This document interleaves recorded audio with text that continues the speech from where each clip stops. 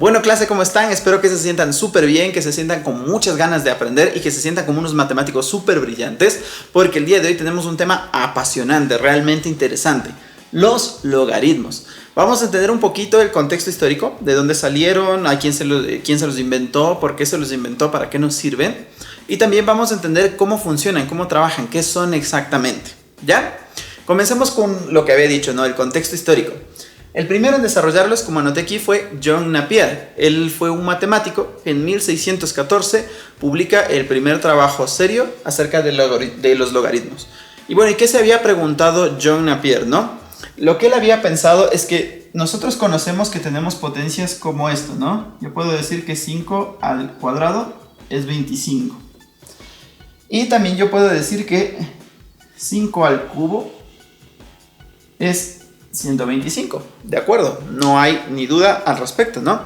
Lo que empezó a preguntarse John Napier era: ¿y qué número o qué potencia me da un resultado distinto? Por ejemplo, un número que esté entre 25 y 125, el 50. ¿A qué número le tengo que elevar al 5 para que me dé 50, no? Esto es un poco obvio por deducción lógica. Tendría que ser un número entre 2 y 3, porque asimismo el 50 está en medio de 25 y 125. Pero la pregunta es, ¿cuál es exactamente ese número? Tiene que ser un decimal, pero ¿cuál? ¿No? Entonces eso fue lo que se preguntó John Napier allá en 1614 y empieza a sacar las primeras tablas de logaritmos, que son algo así como resultados de los logaritmos, ¿no? Que él fue comprobando, sacando de a poco cuáles eran, digamos, los exponentes que daban ciertos números de resultado. ¿Por qué hizo esto? Pues como he puesto aquí, en aquel entonces los astrónomos estaban bastante limitados en los cálculos. ¿Ya? ¿Por qué? Porque tenían números enormes, ¿no? Como ustedes probablemente han escuchado o quizás conocen, las distancias en el universo son gigantes, los tiempos del universo son gigantes. Entonces, para los astrónomos de la época, como John Kepler, ¿no? Había mucho trabajo que hacer respecto a eso. Era súper duro tratar de lidiar con la cantidad de números y con los números gigantes que a veces se manejaban ahí. Entonces, John Napier se le ocurrió que usando logaritmos podíamos transformar esos números gigantes a potencias. ¿Ya? ¿Por qué? Porque ustedes quizás conozcan que las propiedades de las potencias son bastante fáciles de aprender, ¿no?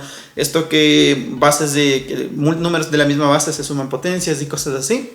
Pues entonces John Napier dijo, no, estos números gigantes los transformamos a potencias y así es más fácil trabajarlos.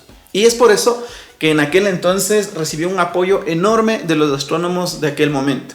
Sobre todo de John Kepler, ¿no? Quizás les suene un poquito por las leyes de Kepler, ¿no? El astrónomo que estableció que los planetas se mueven en órbitas elípticas, ¿ya?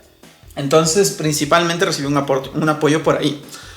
Y de alguna manera después los logaritmos quedaron un poco relegados porque todavía no se los metía la matemática más formal, más dura, porque una vez que entra el rigor matemático, que es esta necesidad matemática de comprobar absolutamente todo lo que se propone, pues los logaritmos estaban un poco relegados hasta que llega Leonhard Euler, probablemente el rey de las matemáticas, el matemático más brillante que haya existido jamás. Y él es quien introduce la función exponencial y los logaritmos en las demostraciones analíticas. ¿Ya? Ahora vamos a entender de qué se trata, ahora sí, después de este breve contexto histórico, de qué se tratan los logaritmos. Ya, antes que nada debemos entender que son una función inversa a la exponencial. Ya, ¿qué quiero decir con esto? Como he puesto aquí, es decir que a través de una base y de la potencia, o sea, del número resultado de resolver la potencia, se calcula el exponente. Veamos con una analogía. Nosotros sabemos que 5 al cuadrado es 25. Entonces, si esto lo escribiera en forma de logaritmo, yo diría el logaritmo base 5, porque aquí la base es 5, de 25, de la potencia 25, es igual a 2. Si pueden notar lo que está pasando. El resultado de este logaritmo es la potencia.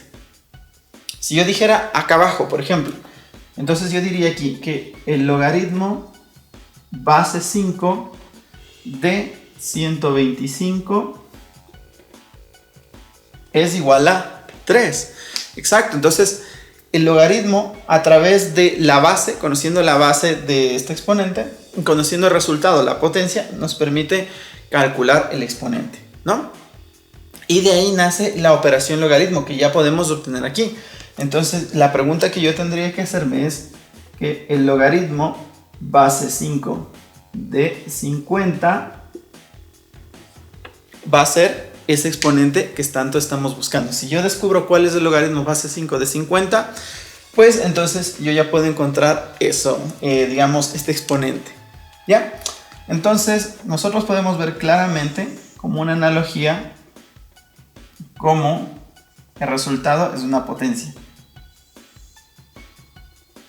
Aquí nosotros tenemos la potencia resultado, ¿no? Y podemos ver que aquí también coincide la base. Ya, ahora, cuando nosotros tenemos una función, así como la de aquí, donde conocemos la potencia y lo que va a ir variando es el exponente, a esta se le llama función exponencial.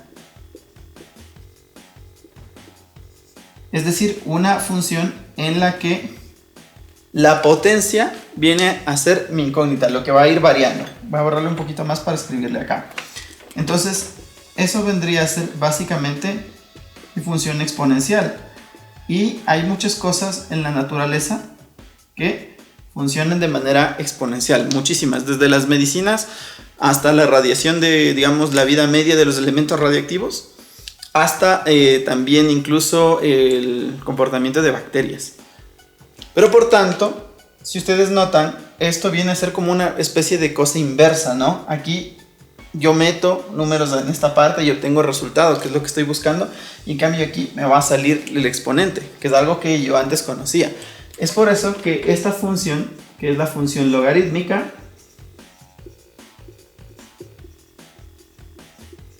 es la inversa de la función exponencial, ¿no?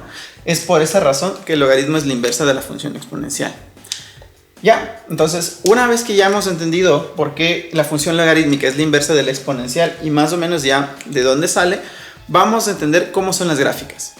Bien, ahora una de las formas más bonitas que a mí me gusta mucho a la hora de ver cómo son funciones inversas es a través de su gráfica, ¿no? Primero, veamos cómo es la gráfica de la función exponencial. La función exponencial es una función que empieza así, bastante planito, y de repente empieza a crecer y se va de largo, empieza a crecer a toda velocidad. Esa vendría a ser la gráfica de una función exponencial, ¿ya? En cambio, una función logarítmica van a ver que es algo bastante similar, pero parece que hubiéramos rotado la gráfica, ¿no? Lo hubiéramos movido un poco chueco. Entonces, la función logarítmica, en cambio, empieza desde abajo y llega a un punto en el que parece que se aplana, ¿sí? Pero como pueden ver, es como que si a esta la pudiera doblar un poco, me va a coincidir con esta. Ya, incluso ahí podemos darnos cuenta cómo son funciones inversas, ¿ya? Pero esa es la gráfica de una función exponencial. Podemos ver que crece hasta el infinito, mientras que una logarítmica sale de aquí y parte de acá, ¿no? Esto vendría a ser, digamos, se me ocurre bautizarle a esta función como, digamos que va a ser a la x, ¿no?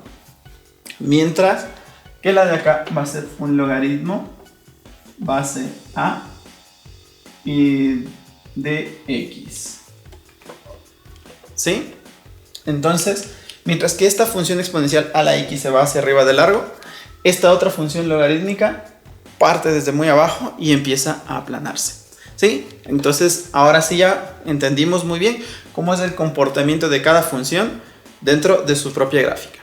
Algo también que es súper interesante anotar es que podemos notar que si la función está así, si digamos que no vamos a tomar de momento en cuenta que aquí puedo meter números negativos o allá también, no, que la a sea negativa en cualquiera de los dos casos, no voy a tomar en cuenta mucho eso, pero podemos notar que, digamos, por default, la función exponencial no es negativa, ¿sí? Nunca se pasa abajo del eje de las x.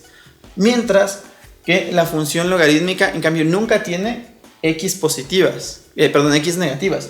Noten, ¿no? Siempre comienza desde abajo, sí puede tener valores negativos, pero en cambio la x nunca está de este lado, la gráfica nunca se pasa del eje de las y. Esto es algo súper interesante, mientras que en esta función la y siempre es positiva, En cambio, en esta función, la x es la que siempre positiva.